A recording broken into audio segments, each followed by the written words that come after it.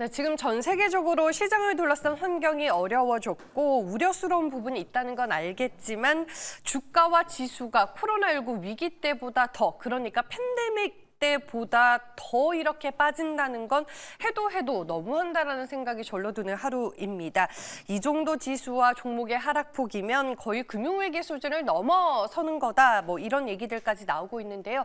오늘 이제 텔레그램 방에도 시장 급락에 대한 코멘트들이 상당히 많이 그리고 실시간으로 올라오고 있습니다. 그 내용 위주로 오늘은 시장 진단에 포커스를 맞춰서 투자텔미 시작하겠습니다. 먼저 함께할 두 분 소개해드릴게요. 김대준 대표 그리고 이지은 대표 나와 계십니다. 안녕하세요. 네, 안녕하십니까.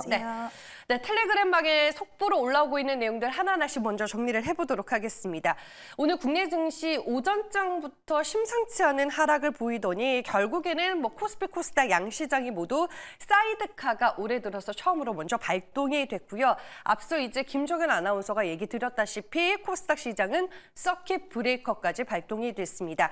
1시 56분에 서킷 브레이커가 발동이 됐고 지금 20분간 거래가 중지가 된 상황입니다. 그러니까 2시 16분까지 거래가 안 된다라고 아시면 됩니다. 다음 이제 두 번째 방으로 가볼 텐데요. 오늘 이제 무엇보다 삼성전자의 하락폭이 심상치가 않죠. 대부분의 종목들이 오늘 두 자릿수의 하락세를 그리고는 있지만 삼성전자가 2000년 이후 종가상 마이너스 8% 이상 하락한 날을 쭉 정리를 해봤을 때 2000년에서 2002년 닷컴 버블 때 그리고 2008년 리먼 브라더스 파산 때 그리고 2016년에 갤럭시 노트 배터리 폭발 사고가 있었을 때 그리고 2024년 오늘입니다. 현재까지도 9%대 급락세가 확인이 되고 있는데 이렇게 되면은 두 자릿수의 하락폭까지 오늘 보는 것 아니냐 이런 얘기가 시장에서 나오고 있습니다.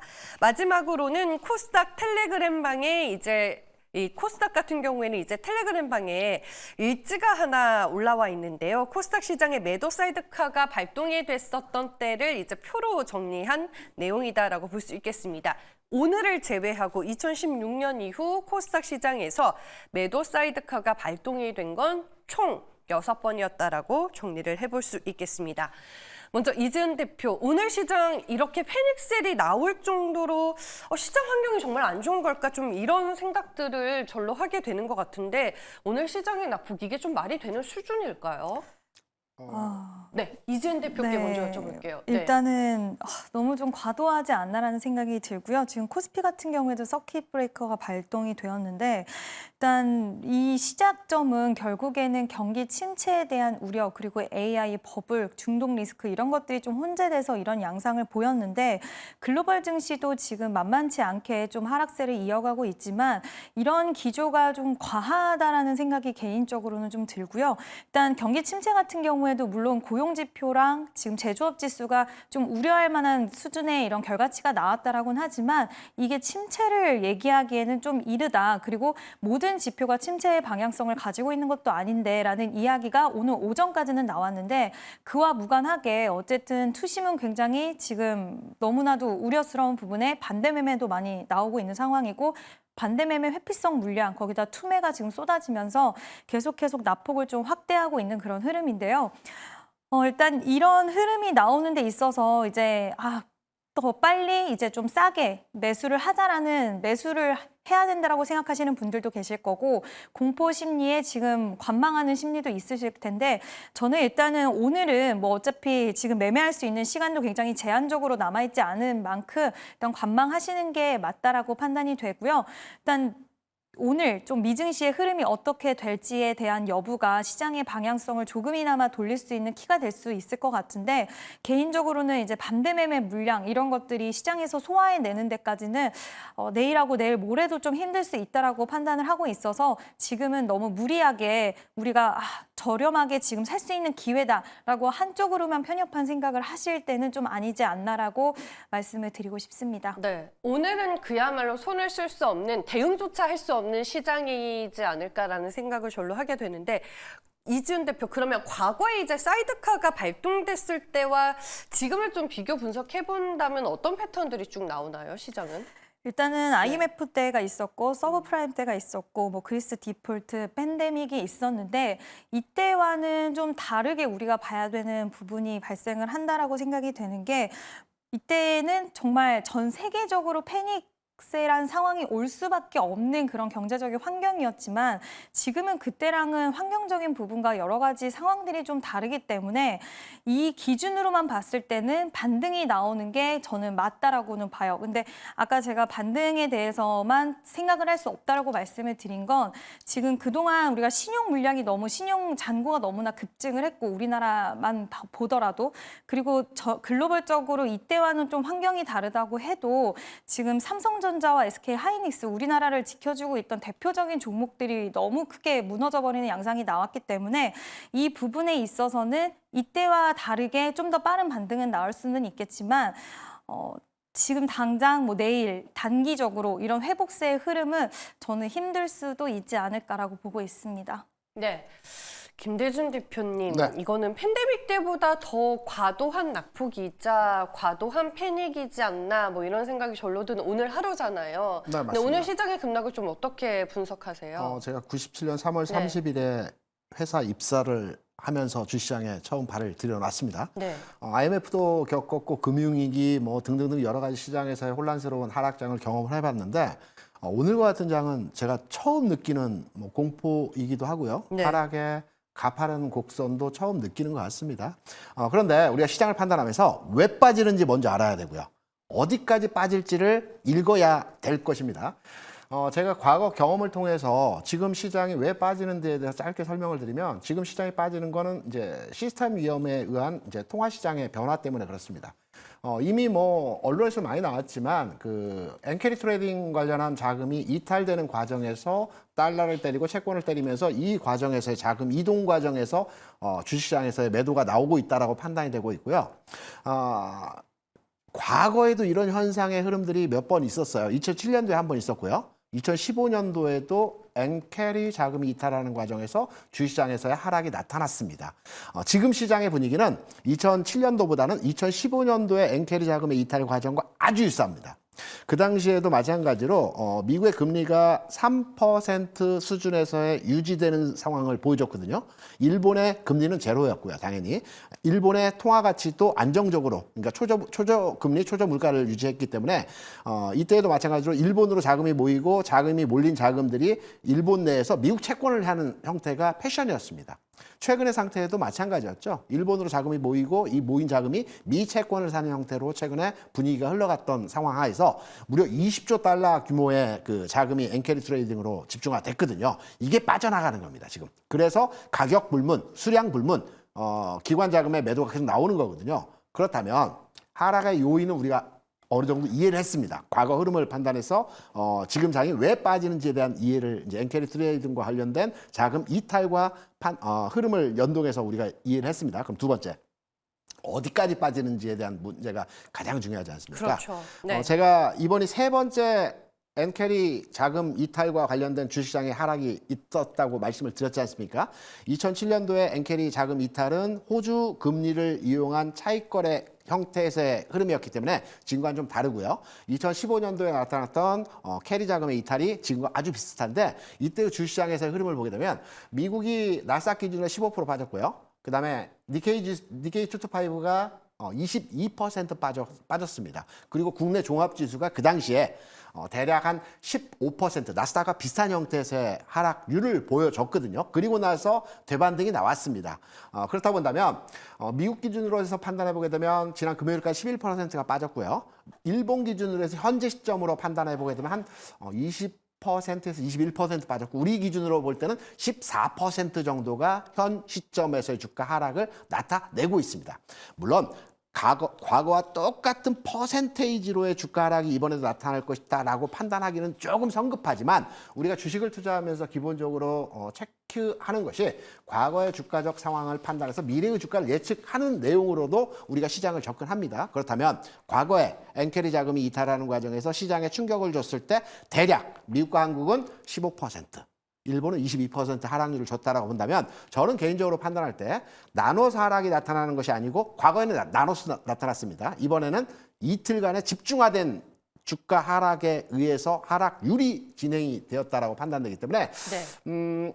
제가 단언해서 말씀을 드린다면은 지금 오늘 이 자리가 바닥일지 아니면 여기서 1, 2%더 움직임이 진행이 되고 나서 바닥이 나올지는 모르겠으나 거의 바닥권에 진입한 형태로의 모습이 아닐까라고 판단이 됩니다. 특히 우리 앵커가 삼성전자 9%, 하이닉스 9% 이게 말이 되느냐라고 말씀을 하셨는데 기관 투자자들의 자금의 성격을 판단해 보게 되면 위험을 회피하는 게 1번의 목적이거든요. 네. 그러면 캐리 트레이딩 자금 이탈과 관련돼서 위험 회피 과정에서 가격 불문, 수량 불문입니다. 그게 몇 퍼센트가 빠졌는지 중요하지 않습니다. 그냥 매도가 나오는 겁니다. 그런데 오늘 집중하는 매도 수량과 매도 형태의 흐름들을 보게 될 때는 거의 매도에서는 막바지 국면이다. 저는 개인적으로 과거 주가에 대한 상황을 판단해서 지금의 현재 상황에 대한 시장을 유추해서 해석을 해보게 되면 거의 빠질 만큼 빠졌다. 라고 판단되는 지점에서의 시장 모습의 전체적인 그림을 저 나름대로의 상황으로 읽어내는 내용입니다. 일단 뭐 오늘 급락을 보면서 이제 바닥이 어딘가라는 질문으로 자연스럽게 연결이 될 수밖에 없는데 이제 그 부분까지 말씀을 해주신 거고 일단 예전에 팬데믹 같은 경우에는 조금씩 매일매일 빠졌다면은 네. 오늘은 이제 하루에 그리고 지난주 금요일 오늘 이렇게 당일에 낙폭이 좀 몰리고 있다라는 게 과거와는 좀 다른 패턴이다 이렇게 해석을 하면 되나요? 조금 전에 우리 네. 이진 대표가 서킷 브레이크가 한 5번 정도 있었다고 말씀드렸죠. IMF, 금융위기, 그리스 디폴트, 사이드카, 그리스 네. 디폴트, 그다음 팬데믹, 이번이 5번째이거든요. 그런데 팬데믹을 제외하고는 네 번의 사이드카는 시스템 위험입니다. 통화 시장에서의 불안에 의한 하락이었습니다. 이때도 마찬가지로 시장에서 하락은 나누어서 나타난 것이 아니고요. 짧고 굵게 흐름에 있어서 하락이 진행되었습니다. 그래서 시스템 위험이 진행될 때는 이렇게 단기간 내 계속 제가 반복적으로 말씀드리지만 가격 불문, 수량 불문, 기관 외국인들은 이러한 형태로서의 진행이 되었다라는 점을 감안해 보게 되면 오늘 장의 하락 마찬가지로 과도하다 냅셜로 말씀드리지만 이 부분이 오늘 장에서 피크 타이밍을 지나가는 과정에서의 흐름들이 아닐까. 왜 외국인 기관 투자자들도 주식에 대한 보유와 주식에 대한 평가 자산 가치를 판단할 때 이 정도가 과다라는 걸 알고 있거든요. 하지만 본인이 보유한 포트폴리오에서 일정 부분을 제외시켜야 되기 때문에 가격 불문에서 매도가 나오는 것입니다. 네, 알겠습니다. 코스닥에 이어서 2시 14분 32초에 코스피도 서킷 브레이커가 발동이 됐습니다. 20분간 거래가 정지가 되니까 2시 34분까지 코스피 시장에서 일단 거래가 정지가 된다라는 점 여러분들 참고하시길 바라겠습니다. 다음 이제 두 번째 텔레그램 방으로 들어가 보도록 할 텐데요. 오늘 시장 급락 속에도 그나마 버텨주는 대표적인 섹터로 뭐 바이오와 전기차가 언급이 되기는 했었습니다. 오늘 이제 뭐 삼성전자와 SK하이닉스 그야말로 9%대로 급락을 하고 있는 시장이기는 하지만 상대적으로 오늘 오전장부터 에코프로 BM 그리고 삼성바이오로직스, 셀트리온 쪽에서는 하락폭이 상대적으로 덜했다라는 점이 좀 특징적으로 꼽혀왔습니다. 그러면 관련주들의 흐름 현재 시간에서는 어떤지 좀 확인을 해보도록 하겠습니다.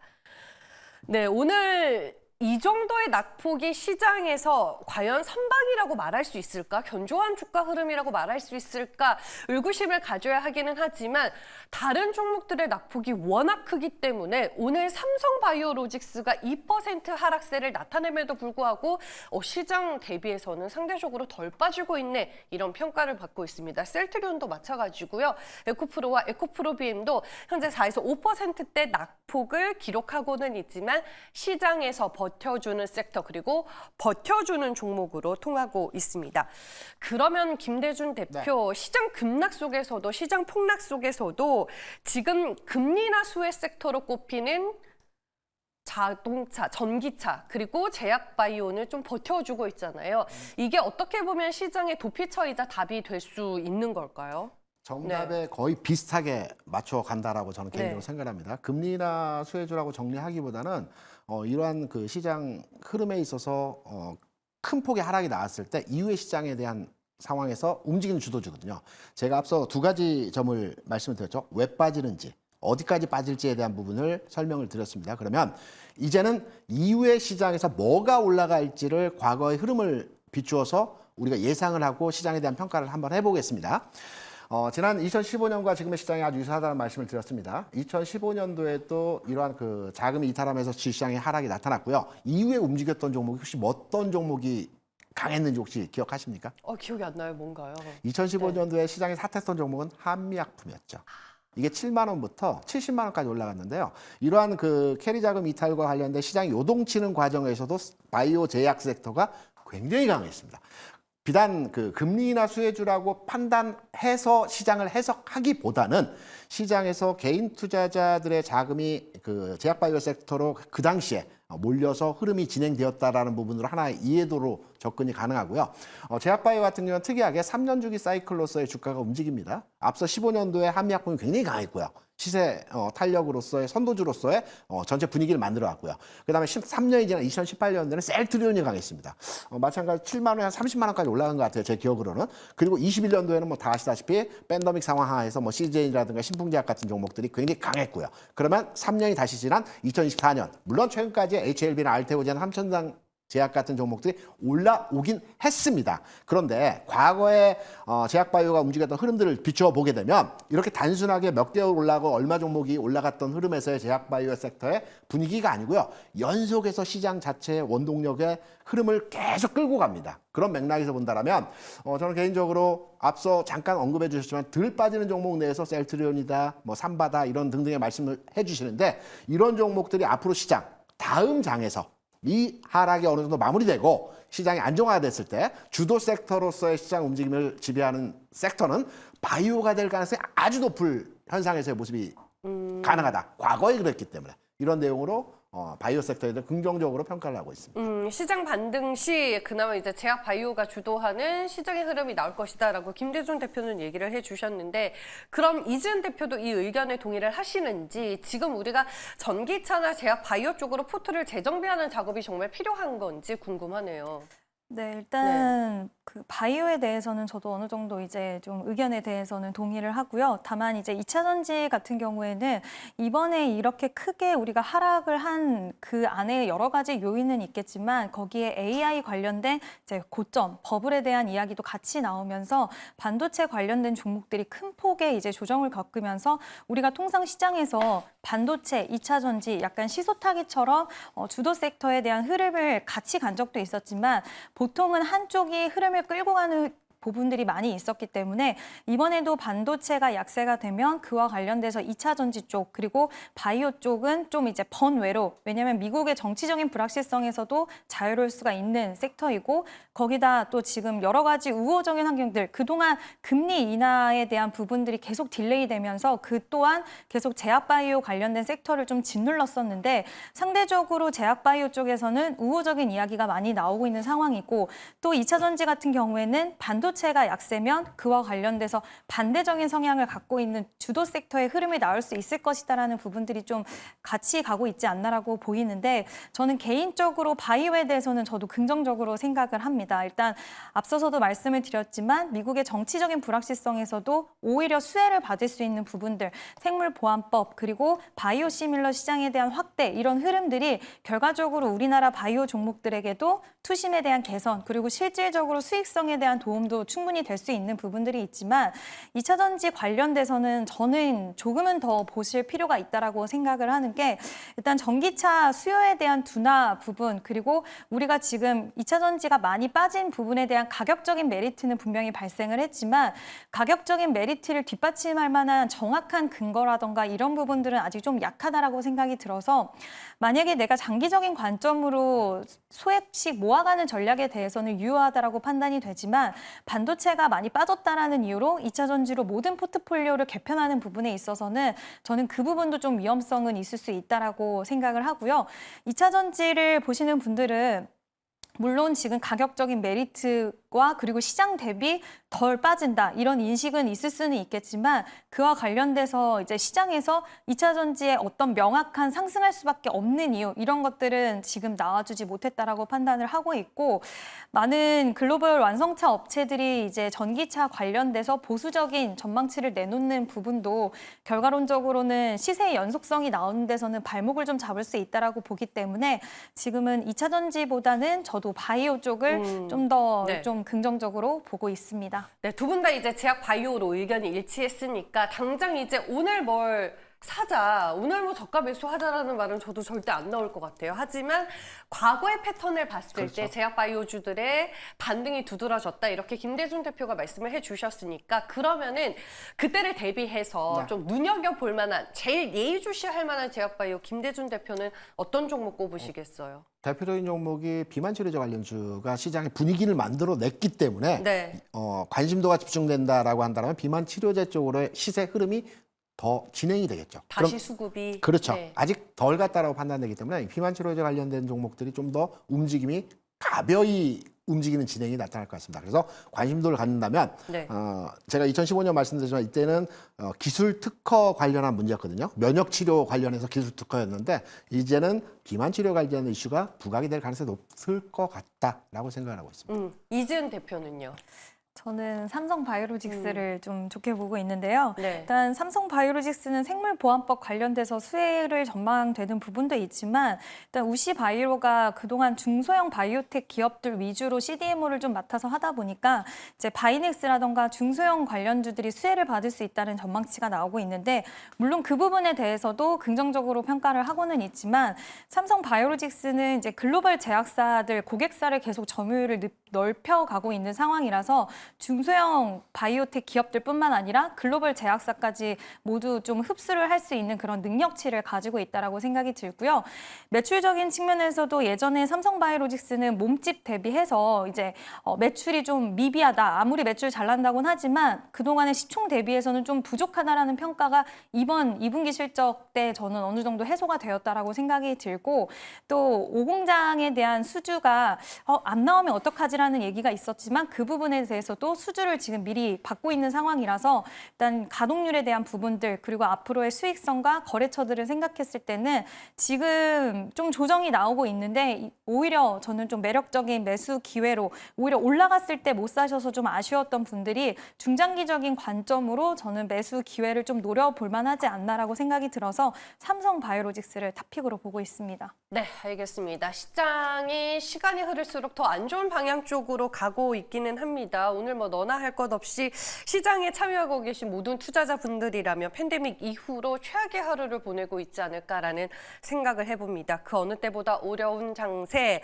장 마감까지 일단 우리 오늘 다 같이 한번 잘 버텨보자라는 말을 마지막으로 해드릴 거고요. 저희가 시장 급락과 관련해서 속보로 올라오는 내용을 실시간으로 계속해서 전달해 드리겠습니다. 오늘 투자탈미는 김대중 대표 그리고 이지은 대표와 함께했습니다. 고맙습니다.